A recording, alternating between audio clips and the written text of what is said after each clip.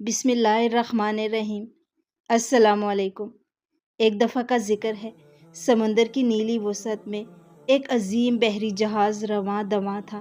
یہ جہاز کئی ملکوں سے گزر کر اپنی منزل کی طرف بڑھ رہا تھا، لیکن قدرت کے ارادے کچھ اور تھے۔ ایک رات اچانک طوفان آیا، آسمان پر گرجتی بجلی، تیز ہوائیں اور بے رحم لہریں ہر چیز کو نگلنے پر آمادہ تھیں۔ لوگ چیخ رہے تھے، عملہ بے بس تھا اور جہاز لڑکھڑا رہا تھا۔ چند لمحوں میں ہی جہاز پانی میں غرق ہو گیا، لیکن قدرت نے ایک آدمی کو بچا لیا۔ وہ ایک عام سا مسافر تھا، کوئی خاص طاقت یا مہارت نہ رکھتا تھا، لیکن کسی طرح ایک لکڑی کے تختے سے لپٹا رہا اور سمندر میں بہتا چلا گیا۔ کئی گھنٹے پانی میں رہنے کے بعد تھک ہار کر ایک نامعلوم جزیرے کے ساحل پر پہنچا۔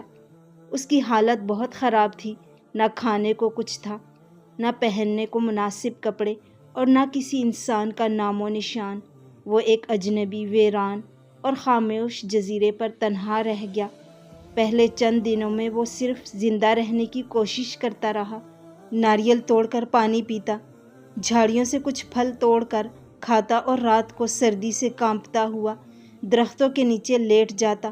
اسے ہر روز امید ہوتی کہ شاید کوئی جہاز یہاں سے گزرے گا، شاید کوئی طیارہ آئے، مگر دن گزرتے چلے گئے اور کوئی مدد نہ پہنچی۔ کچھ دنوں بعد اس نے فیصلہ کیا کہ یہاں کے حالات کو قبول کر کے ایک جھونپڑی بنا لے۔ وہ روز جنگل میں جا کر سوکھی ٹہنیاں، لمبے پتے اور جھاڑیاں اکٹھی کرتا۔ تھوڑی تھوڑی کر کے اس نے ایک جھونپڑی تیار کر لی، چھوٹی سی پناہ گاہ جو بارش، دھوپ اور کیڑے مکوڑوں سے کچھ حد تک بچا لیتی تھی۔ اب وہ دن میں پھل چننے جاتا، جھونپڑی میں سوتا اور ہر روز سمندر کی طرف دیکھ کر کسی معجزے کا انتظار کرتا۔ وقت جیسے رک گیا تھا۔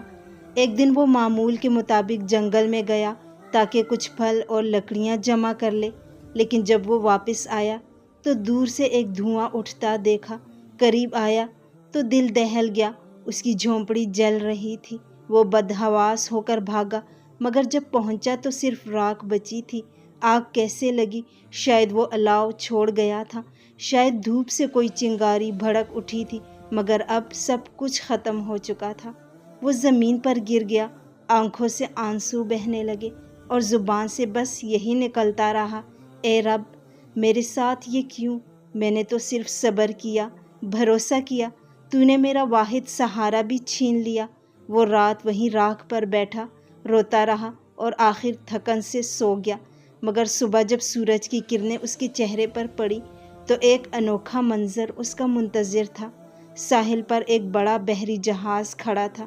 وہ پہلے تو بہت حیران ہوا، پھر خوشی سے چیخا، دوڑا، سمندر میں چھلانگ لگائی اور تیز تیز ہاتھ چلاتا ہوا جہاز کی طرف تیرنے لگا۔ جہاز کے عملے نے اسے دیکھا، اسے اوپر کھینچا اور پانی، کھانا اور کپڑے دیے۔ وہ روتے ہوئے ان سے پوچھنے لگا، آپ یہاں کیسے آئے؟ اس جزیرے پر تو کوئی نہیں آتا۔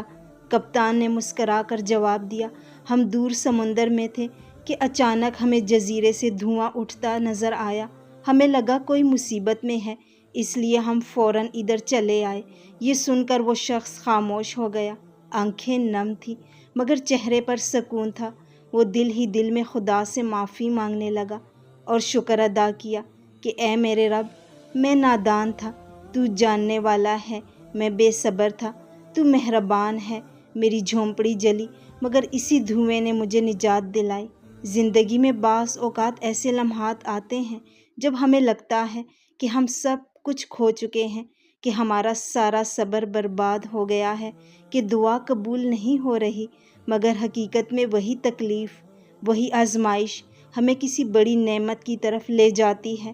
آپ کا کوئی نقصان، کوئی دکھ وقتی ہوتا ہے، مگر اس میں ایک بڑی خیر پوشیدہ ہوتی ہے۔ بس صبر، شکر اور یقین کا دامن نہ چھوڑیں، کیونکہ بعض اوقات جلتی ہوئی جھونپڑی نجات کا راستہ بن جاتی ہے۔